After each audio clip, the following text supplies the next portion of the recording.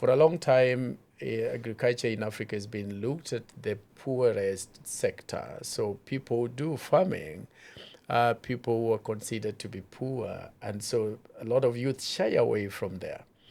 But I will give you an example of a few things Self-Help Africa is doing to ensure that we get youth involved and they can take leadership of the next level of development that we see.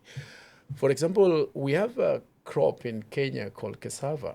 Cassava is considered a traditional crop done by poor people. So if you want to people to participate in cassava, you make it more attractive. So what do we do? What did we do as an organization? We brought in new technology that would ensure that we have rapid multiplication of the planting materials from tissue culture, and then you bring them to, you introduce tracking systems on the different varieties on the nodes.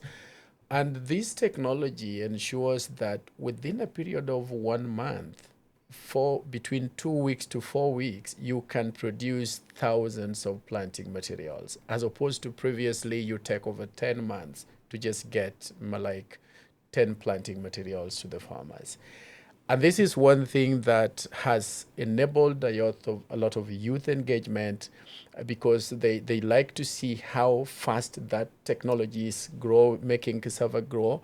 So a lot of youth are picking it up to ensure that they can rapidly multiply, and they see the business, the commercial sense, because they want quick money. So if you can give them a technology that enables them to multiply 20,000 planting materials and sell them in the next 2 months, then that is what exactly they want. So we've seen youth leadership coming as a result of that technology so they can feel like we are leading the process, we are developing, and we are serving the community. You said so many interesting things there. One of them that I was very, very struck by was the way you described that you're really going through the process of doing a kind of a business analysis to sort of look at what the needs and the opportunities are there. And then the second thing was, it's not a case that this organization is giving jobs to people, that you're really creating the system and the circumstances in which people's own entrepreneurial spirit can flourish, and they're creating their own future in that way, which is fantastic. Yeah, there's quite interesting things with the current young youth. They want evidence because that evidence informs them on what the gains are there. Evidence is always good. Yeah, it is. We love data. Yes. Evidence. Yeah. No, I'm reminded. I mean, there's a backstory here where, Thomas Malthus, a few centuries ago, he saw farmers and he saw the population growth, and he made the dire prediction that the rate at which we're producing food will get outstripped by the rate at which we are growing the population, and one day there'd be mass starvation for that reason. And what he had not considered is the application of science and technology to food, to the production, the distribution, the storage of food.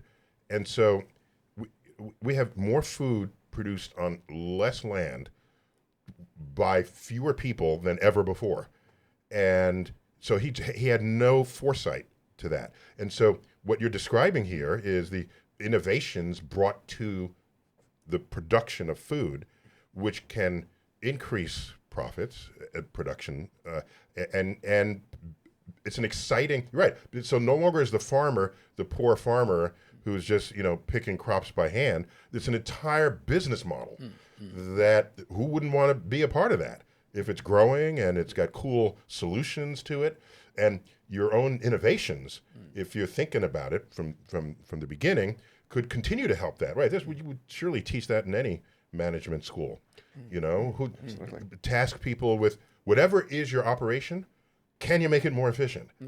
Can you produce more? Can you grow the demand for it? That's all together. But you need the science and technology.